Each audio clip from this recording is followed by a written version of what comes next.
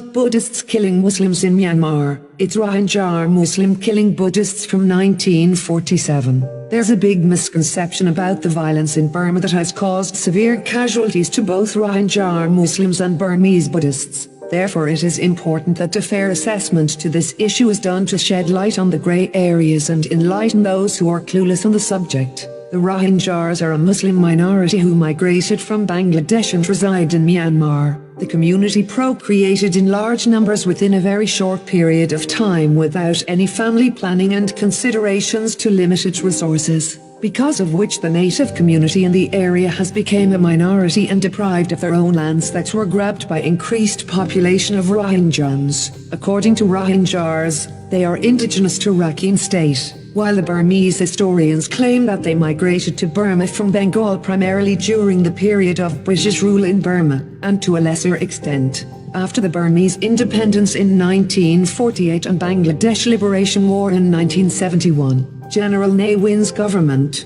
in 1982, enacted the Burmese nationality law, which denied citizenship to the Rohingyas, honoring the opinion of vast majority of Burmese, 96%. The decision also came as a result as the Rohingyas were rebelling the government for several decades with the support of external forces, mainly from separatists movements and extremist groups including Al-Qaeda. The Rohingya insurgency in western Myanmar was an insurgency in northern Rakhine State, also known as Arakan, waged by insurgents belonging to the Rohingya ethnic minority. Most clashes have occurred in the Mongdo district, which borders Bangladesh. Local mujahideen groups were rebelling government forces from 1947 to 1961 in an attempt to have the mostly Rohingya-populated Maya Peninsula in northern Rakhine State secede from Myanmar and have it be annexed by East Pakistan, present-day Bangladesh. In late 1950s they lost most of their support and surrendered to government forces. The modern Rohingya insurgency in northern Rakhine began in 2001, although Shwem Wong, the then MP of the Rohingya majority, rejected claims that new Islamist insurgent groups had begun operating along the Bangladeshi border. Latest incident that got reported was in October 2016, where clashes have erupted on the Myanmar-Bangladesh border, with Rohingya insurgents linked to foreign Islamists suspected of being the perpetrators.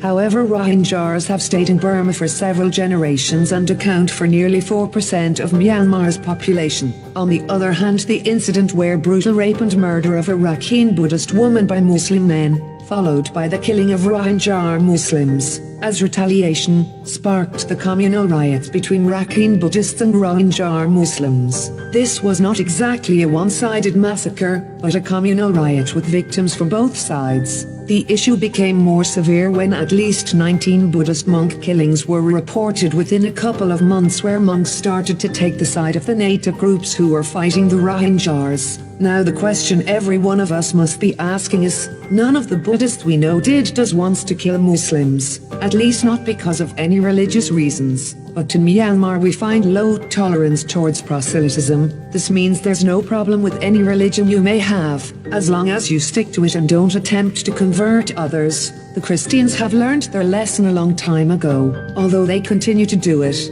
without being aggressive about it. The Hindus never had such ambitions. The Buddhists never engage in that. But the Muslims, well, on the other hand, Rohingyas communities tend to be highly conservative at interfaith marriages, where they punish and sometimes kills their women in case they marry someone outside Rohingyas, while they are ready to marry Buddhist women and convert them to Islam. This doesn't sit well with some conservative factions of the Buddhist majority, for obvious reasons. Christians and Hindus, the second and fourth largest communities by population, are integrating just fine despite many Christian ethnicities engaging against the Buddhist Bamar, Kachin, Chin, Karen, and so on. The disputes are historical, territorial and resource-based, never religious. Also, insulting religion, any religion for whatever reason, is illegal in Myanmar and would land you in jail in a matter of hours, and that's actively enforced, probably for good reason. Rohingyas Muslims were welcomed as guests in the beginning according to historians. There was little or no problem at the beginning.